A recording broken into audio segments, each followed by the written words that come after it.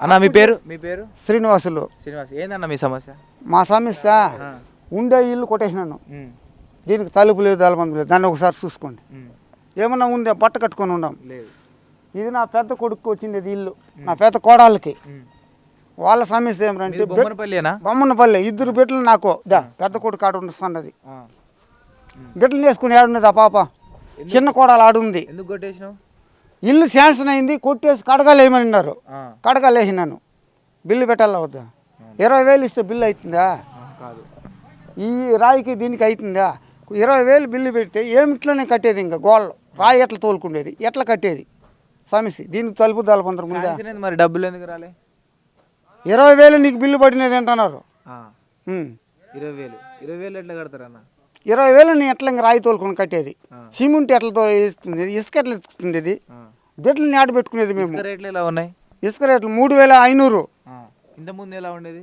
3,300. ఇప్పుడు ఎట్లా కట్టేది సమస్య? దానికి తలుపు ఉందా? నేను 2 కోడల్ని ఆడ పెట్టుకోవాలా.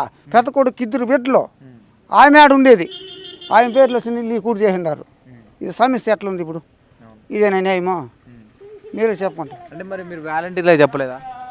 అందరికీ చెప్పిండేది. అక్కడ ఇస్తారు పో, సచివాలయం కట్టుపో, ఆడికి పోయి ఇటుకు పోతే 20,000 బిల్లు పడింది. 20,000తో నేను ఎట్లా కట్టేది దీన్ని? 20,000 ఎట్లా కడతావు?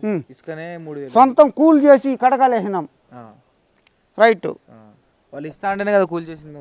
చేసి కూలి చేసి కడగాలేసినాను కదా, ఎట్లా కట్టేది దీన్ని? ఎవరు కడతారు?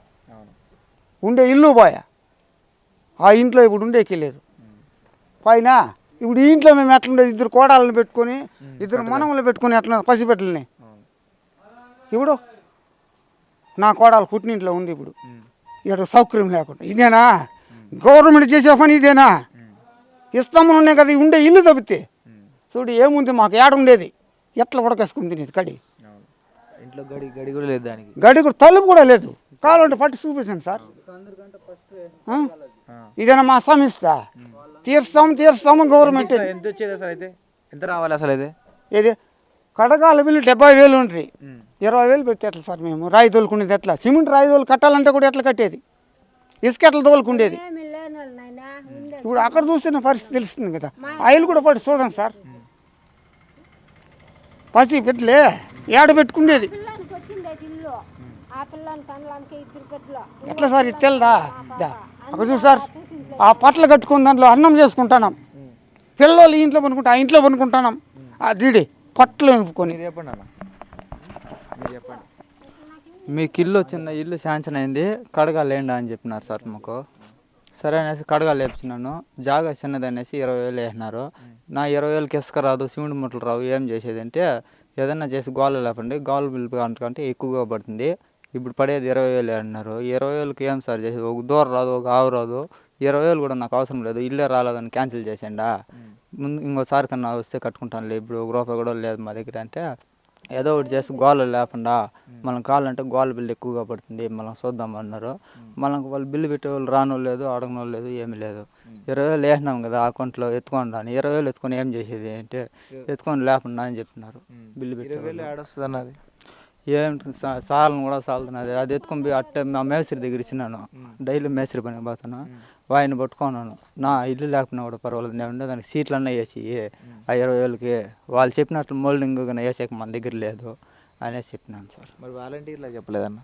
వాలంటీర్లు కానీ ఎవరు రాలేదు సార్. సచివాలయంలో చెప్పాలి కదా సార్. వాళ్ళు కూడా పట్టించుకోలేదు సార్. నన్ను చెప్పింది అంతా అయిపోయింది. వాళ్ళు బిల్లు పెట్టారు, బిల్లు శాంక్షన్ అయింది. వాళ్ళని కూడా అడిగినాను 20,000కి ఏం వస్తుందా? అట్లా జాగా చిన్నదైతే కూడా ఒక 30,000 అన్న పెట్టండా. మరీ 20,000 అంటే ఏం చేసేదంటే ఆ జాగా చిన్నది, దానికి వచ్చిండేది అంతే అంటారు. వాళ్ళకంతా 70,000 ఇచ్చినారు కదా సార్, మాకెందుకు వెళ్ళదంటే మీ జాగా చిన్నదే అన్నారు. మరి ఇంతకుముందు ఇల్లు కూడా కూల్చేశారు, ఇది వస్తుంది. ముందు ఇల్లు ఉంది సార్, ఓల్డ్ ఎన్టీఆర్ వచ్చింది, దాన్ని కొట్టేసి ఇల్లు చిన్నది. మళ్ళీ ఇంకా ఇల్లు చూసి 20,000 వేసినారు. దానికి క్యాగేస్ కొట్టుకున్నా కూడా మనకు అంత ఇది లేదు. సరే అనేసి ఈ ఇంట్లోనే ఉన్నాం. మరి వెంకన్న గౌడ్ గారికి చెప్పలేదా? ఎమ్మెల్యే గారికి మొన్న వచ్చింటే చెప్పినాం సార్. చెప్పి పంపిస్తే మనకి ఇప్పుడు అట్లుంది, ఒకసారి చూద్దామని చెప్పినారు. సరే అనేసి ఉన్నాను. మరి అమర్నాథ్ రెడ్డి గారు ఇప్పుడు అధికారంలోకి వస్తే ఆయనకి ఏమైనా చెప్పే సమస్య చెప్పే ఛాన్స్ ఉందా?